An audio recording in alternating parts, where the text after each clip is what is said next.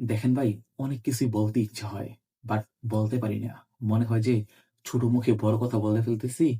কে কি মনে করে? আবার আপনারা তো ভাই মানুষকে ট্যাগ দিয়ে ফেলেন।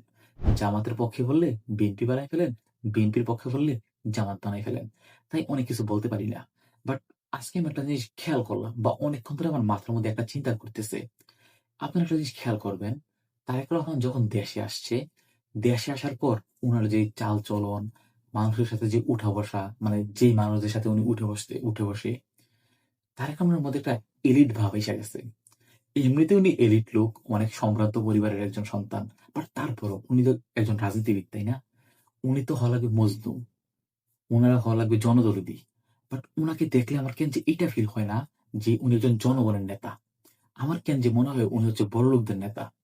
দেখবেন যে কোথাও একটা অনুষ্ঠানে গেছে, উনার ওয়াইফ, উনার কন্যা, তারপর হচ্ছে উনি একসাথে গেল, গাড়ি-টাড়ি করে গেল, স্যুট-বুট পইড়া, দেন অনুষ্ঠানে গেল। তারপর ওইখানে হচ্ছে বড়, বড় লোকদের সাথে কথা বলতেছে। মানে সত্যি কথা ভাই, আমার কাছে কেন যে এটা ফিল হয় না যে উনি জনগণের নেতা।